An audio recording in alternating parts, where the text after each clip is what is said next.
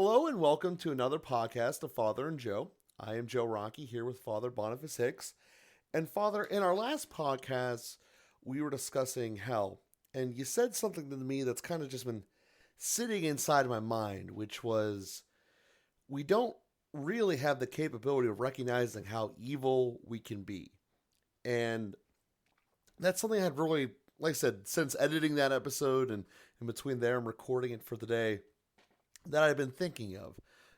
Part of the effort of society and life in general is to grow up and do things well, spiritually, emotionally, basically maturity in a nutshell. And in general, as you become more mature, you tend to do less bad. You're not bullying the kids, like 10-year-olds act basically. And that thought was going along.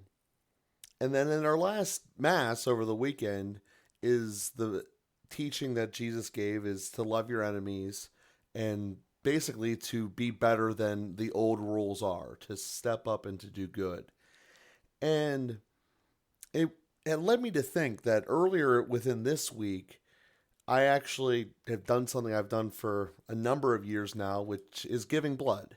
And I think that that's an example that kind of can carry through with what Jesus was trying to teach and kind of all these cross thoughts I was having here, which is to do well for a true win win sometimes takes a little bit of pain or discomfort up front, but can lead to great benefits later on. So, in the example of giving blood, it's pretty direct. You're getting literally stabbed with a needle, but the benefit is up to three people's lives are going to be saved from you giving the time. So, those are the thoughts that were going through my head as we enter in today's conversation. And I just wanted to let that be the starting point from where we go. Well, I'm not sure how to put all three of those things together, but I think we can take a stab at it. No pun intended. Uh, One thing that you said in terms of giving blood that just occurred to me, Jesus uses the image of being like our Father who is in heaven, who lets the sun shine on the just and the unjust, who lets the rain fall on the just and the unjust, and to love as God loves, which is everyone, even our enemies, even to pray for those who persecute us. And that challenge to a kind of universal love, I think, does go along with the comment of recognizing how bad we can be. It's easy to demonize people and say that person is just so horrible. I can't remember if I had included this in the last podcast, but 2 weeks ago I went to the New York Encounter, and there was a talk by a prison chaplain for death row, the San Quentin death row, where 720 men are waiting execution. It's the largest death row in the world. And he was talking about these men who are men like you and me. And it's easy to make them some kind of strange species because they've done horrible things. And he said they were uh, not all 720, I suppose, but certainly there are exemplary men who have found real conversion, who are truly remorseful for what they have done. They recognize the evil that they've committed, and they feel that they deserve execution because of what they've done. They're real men. And so there's something that's not so distant from our experience. And that's part of the point I was making on the last podcast is we need to know our own capacity to do evil. If we had been raised in a little different circumstances, if we had a little different opportunity, if we were attacked and hurt in a little different ways, if it's we the reason that we haven't committed horrendous crimes is often has something to do with things that we have no control over. And so having a kind of self-righteousness to say, well, I'd never do that, I could, well, maybe if there are some variables that you don't have any control over that were different, maybe you wouldn't be so far from that. And that's that self-reflection of the kind of evil that I could do, maybe even recognizing, it's just you're sitting there at the register and you realize just how easy it would be to palm a stack of $100 bills, and or you're fixing the books and it would be so easy to slip something out. Or anyway, it doesn't take too much imagination to think of ways that we could do some pretty bad things. But when we and that's not an invitation to do bad things or to justify it, you know. We do have the capacity. God gives us the capacity not to sin. He really does give us enough grace that we don't fall into any deliberate sin. He does that. So uh but as we strive for virtue, it's not an invitation to look with judgment on people who are doing bad things, but rather to look with compassion, to look with prayer. As Jesus says, pray for those, even if they persecute you, pray, love your enemies, that we can do that because we're not so different from them. We're made of the same human cloth. We're made of the same human nature, fallen human nature. And when we start to take responsibility for their sin, even in ways like I'm saying, what societal things could I do differently? What impact could I make on our world? What environment could I create that would better facilitate people doing good? And that's a reflection we can take up, and to think about the gift of blood that you offered, Joe, and a lot of people give blood.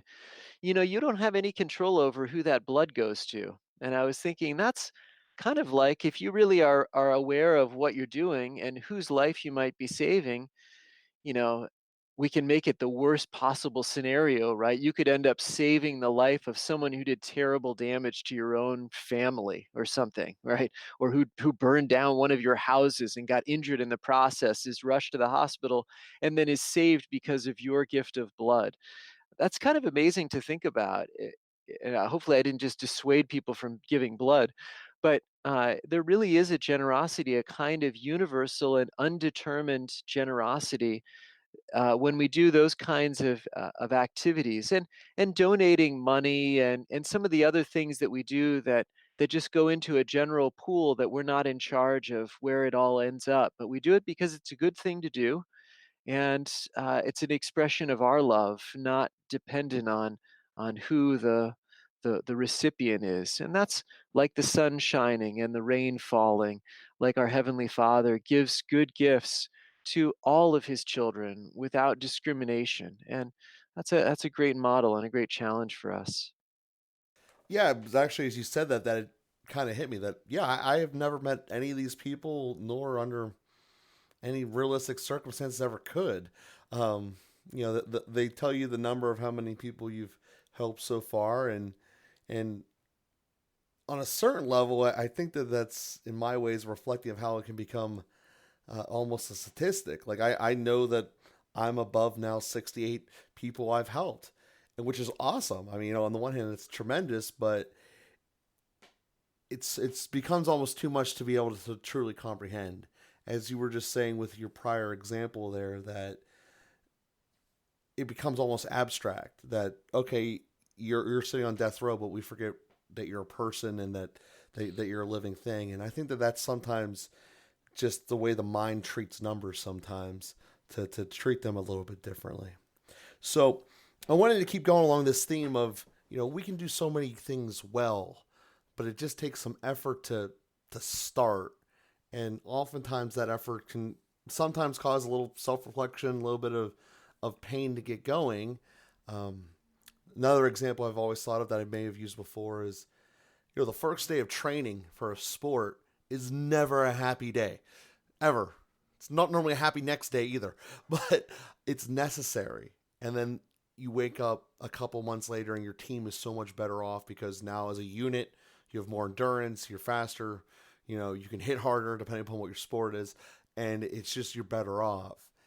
And in a society that we have around us that essentially is catering to our comforts in virtually every way it can. We live in a world where the temperature can be tuned in within the tenth of a degree of what you want it to be.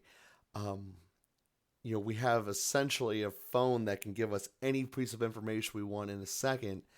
The barriers that used to just be getting up and sweating a little bit used to be easy, but now because we have so much comforts around us, it now seems almost insurmountable. Something that a generation before us would look at us like we're insane. And in a sense, even needing to have this conversation is crazy. But I wanted to, talk about that. I mean, that's a real problem that, for better or worse, is here, and how to overcome that, and just how to move forward. I mean, it's not necessarily a faith question per se, but as our faith is practical, it is a very practical question. That's something where I draw a little bit of insight from. Well, certainly the gospel. I mean, the principle that you're drawing out is the challenge of Jesus. No one can be my disciple unless you take up your cross and follow me. And as they say, no pain, no gain, no guts, no glory, no cross, no crown.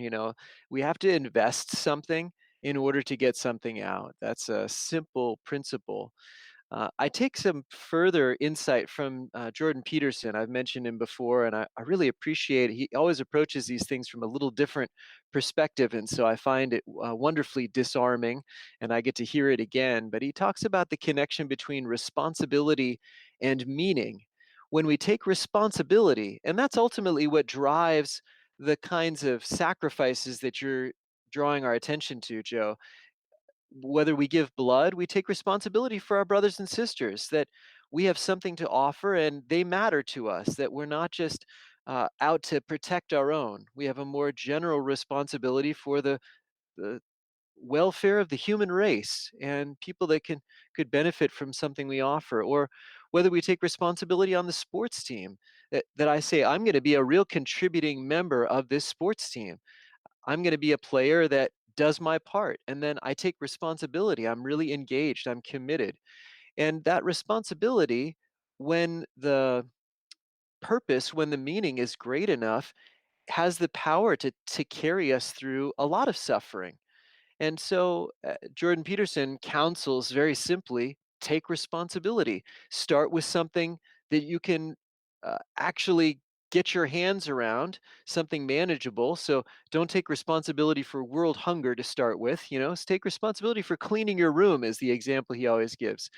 Can you just take responsibility for your room? Okay, take responsibility for your sports team. Take responsibility for those who can benefit from the blood that you give. Take responsibility at your workplace. Take responsibility in your own family, in your own household, for your own children.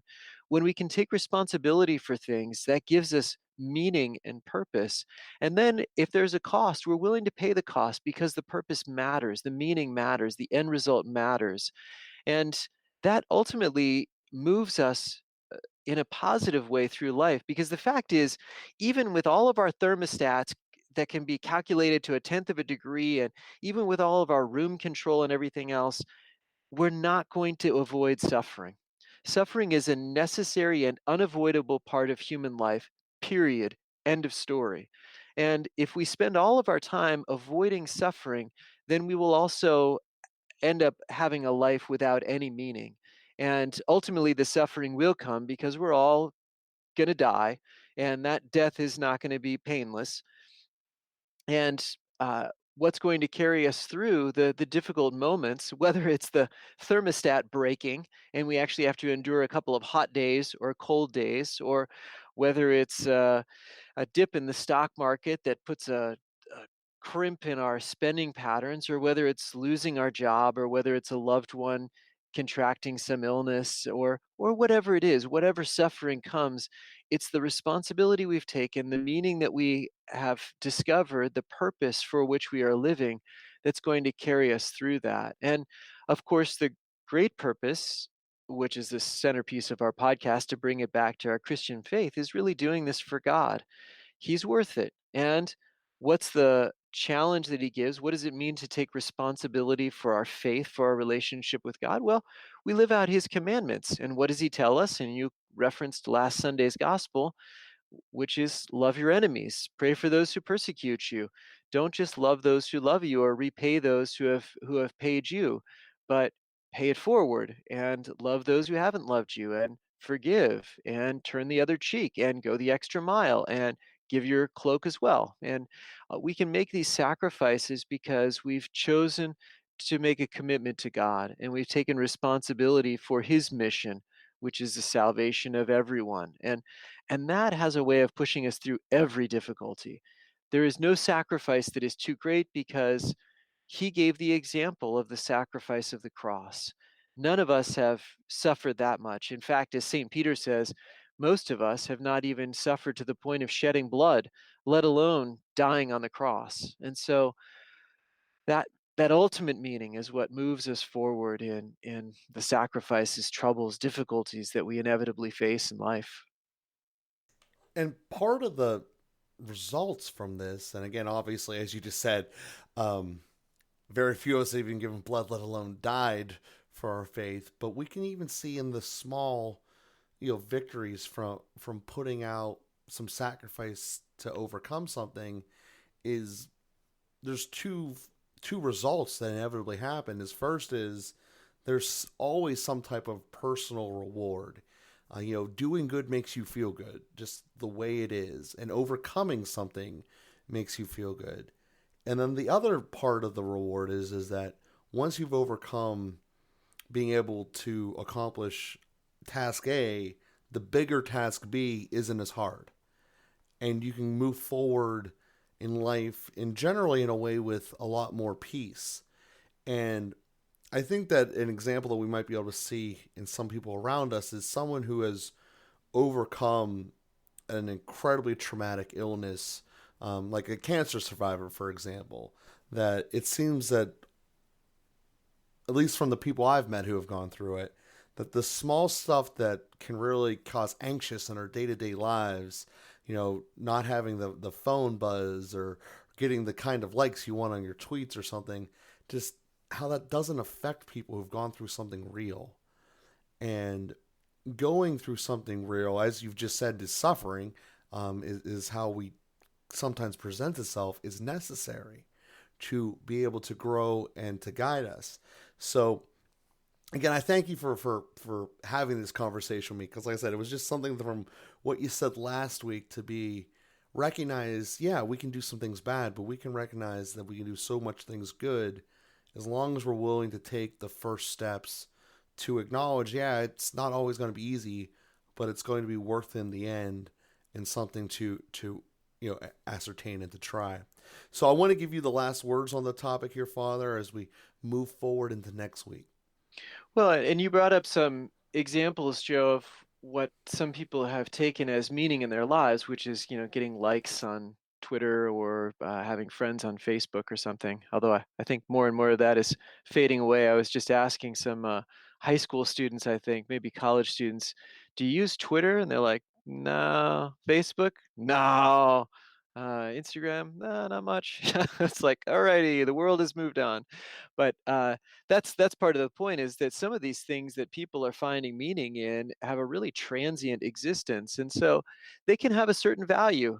Like Jordan Peterson said, cleaning your room can have a certain value. When you take responsibility for the mess that you live in, and you say, I'm just going to bring a little order into this bit of chaos which is under my control, and you do that, and you get some energy to do more of that and take responsibility for a little bit more, and you build where you can. So maybe just Facebook and Twitter, Instagram, maybe that's a starting point that pushes people through. But there aren't too many people that are going to endure cancer or make major sacrifices because of Twitter and Facebook. It just doesn't have a sufficient meaning to carry the kind of suffering that inevitably comes to us in life. And on the other hand, when people survive cancer, it's because they have a meaning. It's not just because whatever they're have a strong upper lip or something like that, and you got to have energy to make it through. And this is was the observation of Viktor Frankl, his beautiful book, Man's Search for Meaning. He was in a concentration camp, and he made the observation that people died before they died. He saw people give up, and then death came inevitably soon after that. Different reasons that they died in the end, but the first thing that really made it happen was that they gave up, and people needed a reason to live. That was his observation, and that generated his approach to psychology called logotherapy. Logos is a reason, and the therapy of helping people to find a reason he called logotherapy, and found that that's ultimately, although it can be helpful to do the Freudian approach of deep psychology and dig up all of the wounds of the past and the way that particular habits and behaviors got set, and things that I really appreciate and I go into with people in spiritual direction at times. How was their relationship with their parents, and when did they start thinking in these ways, and how did this psychological pain start to begin, and when did this pattern in prayer start to happen? Things like that are valuable. But Viktor Frankl's approach was basically, if you give people a reason to live, they'll kind of work through that stuff. But you got to give them a reason, or help them to find a reason, more particularly. For himself, he had already begun to develop this logotherapy before he ended up in the concentration camp. And he really felt that God had entrusted him with something uniquely, and that he was the only one who, because God had entrusted it to him, he was the one who was supposed to carry it into the world. And it kept giving him a reason to endure the suffering, to endure the abuse, to endure the treatment of the Nazi guards, to endure the death of people around him. He felt he had a mission on this earth that was worth living for. And that's powerful. That's a really powerful motivation to keep us going through a lot of great difficulties in life. And again, a person who survived cancer has found a reason to live through cancer, has found a reason to endure the suffering. And that reason is probably going to help them endure a lot of other things as well. And that's why we find that kind of strength of character in somebody who has survived something extremely difficult, because they had a reason to make it. Again, I would propose that Christ is always the ultimate reason.